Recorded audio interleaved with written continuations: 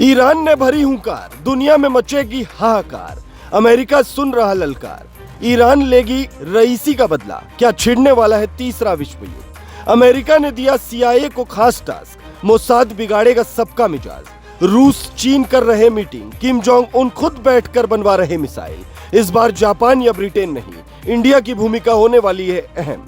तीसरा विश्व युद्ध हुआ तो मोदी जयशंकर का फैसला मचाएगा हड़कंप। ईरान के बड़े बड़े नेता कह रहे हैं रईसी की मौत का बदला लेंगे। तो क्या दुनिया में तीसरा विश्व युद्ध छिड़ने जा रहा है? दुनिया पहले से रूस यूक्रेन और इजराइल हमास का वॉर देख रही है, तो क्या तीसरा युद्ध भी शुरू होने वाला है? हम आपको बताते हैं कि अगर ईरान ने बदला लेने की ठानी तो उसके साथ कौन कौन से देश आने वाले हैं।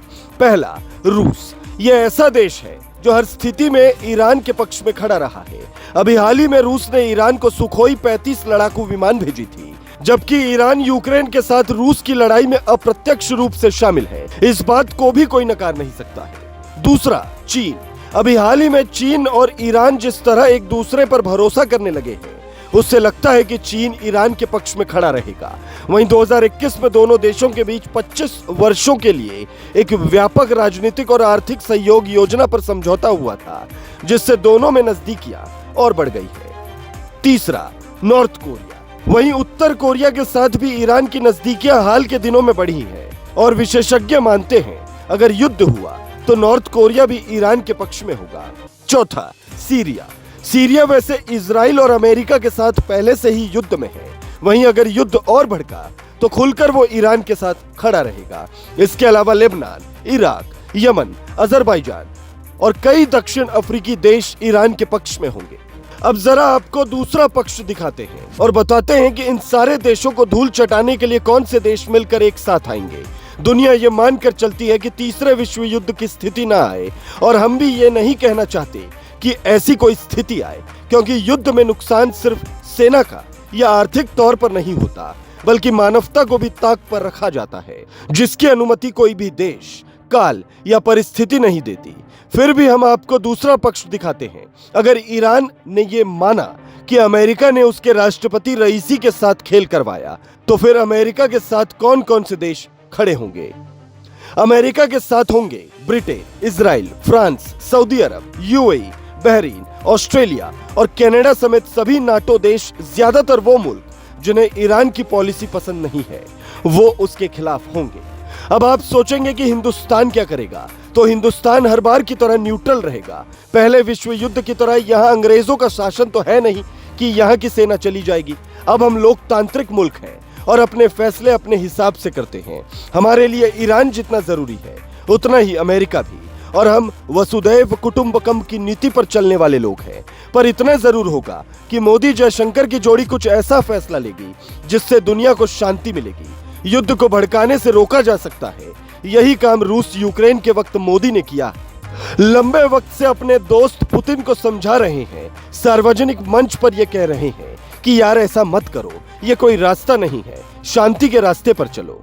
भारत की देखा देखी पाकिस्तान भी कुछ ऐसा ही करेगा, लेकिन पाकिस्तान न्यूट्रल इसलिए भी रहेगा क्योंकि उसकी हालत उस मुल्क की तरह है जो अपना ही घर चला ले तो बहुत है। अगर हालात बिगड़े तो सबसे ज्यादा भूमिका जिसकी बड़ी होगी वो होगा नॉर्थ कोरिया, जिसके राष्ट्रपति किम जोंग उन हर वक्त वो वाली मिसाइल बैठकर देखते रहते हैं जो न्यूयॉर्क की तरफ लगी हुई है, और लगातार किम जोंग उन नए नए हथियार बनवा रहे हैं। वहां के लोग दावा करते हैं कि किम जोंग उन इसकी टेस्टिंग भी खुद करते हैं और उनके लोग खुद बैठकर इसे अपने हिसाब से तैयार करवाते हैं। लेकिन सवाल यह है कि रईसी के केस में अमेरिका या मोसाद का क्या कोई रोल है? ईरान को बदला लेना किससे है? पहले यह तो पता चले कि यह किया किसने है। क्या इजराइल ने मोसाद के एजेंट को भेजकर ईरान के राष्ट्रपति के खिलाफ हवा में ऑपरेशन चलवा दिया और ईरान के राष्ट्रपति का हेलीकॉप्टर क्रैश हो गया, या फिर अमेरिका ने तगड़ा दिमाग लगा दिया और ईरान के राष्ट्रपति का हेलीकॉप्टर हादसे का शिकार हो गया? हम आपको एक नई थ्योरी बताते हैं। ईरान के राष्ट्रपति अजरबैजान के दौरे पर जाते हैं, वहां से लौटते वक्त हेलीकॉप्टर क्रैश होता है। इसका मतलब यह हुआ कि उनके खिलाफ साजिश करने वाला ईरान में नहीं बल्कि अजरबैजान में बैठा था। अजरबैजान की दोस्ती इजराइल से भी है। इजराइल की खुफिया एजेंसी मोसाद के एजेंट कैसे घर में घुसकर बदला लेते हैं, हवा से लेकर समुद्र तक में ऑपरेशन चलाते हैं, दुनिया जानती है। तो सवाल है कि क्या उनमें से किसी ने हेलीकॉप्टर का नट बोल्ट ढीला कर दिया ताकि वो हवा में तो उड़े लेकिन सुरक्षित जमीन पर ना आ पाए। हालांकि ये थ्योरी इसलिए सही नहीं लगती क्योंकि मोसाद के एजेंट या फिर इजराइल की सेना कहकर बदला चुकाती है। वो युद्ध से पहले भी खुला ऐलान करते हैं कि हम आ रहे हैं, तो फिर छिप कर ऐसा करने की जरूरत उसे क्यों पड़ेगी? कहानियां कई सारी हो सकती है, पर सबसे बड़ी कहानी यह है कि क्या इस तरह की घटनाएं ये इशारा कर रही है कि दुनिया तीसरे विश्व युद्ध की ओर बढ़ रही है। बहुत बड़े भविष्यवाणीकर्ता नास्ट्रेडमस ने बरसों पहले एक भविष्यवाणी की थी जिसमें कहा था कि साल 2023 से ही दुनिया युद्ध की चपेट में आ जाएगी और 2023 में दुनिया के दो बड़े मुल्क इजराइल और रूस पर इसका असर दिखा। नास्ट्रेडमस की भविष्यवाणी कहती है साल 2024 में भी कुछ ऐसा होने वाला है जिसका अंदाजा दुनिया के कई बड़े मुल्क नहीं लगा पाएंगे। तो क्या यह इशारा उसी की ओर है या नास्ट्रेडमस की भविष्यवाणी कुछ और कह रही है?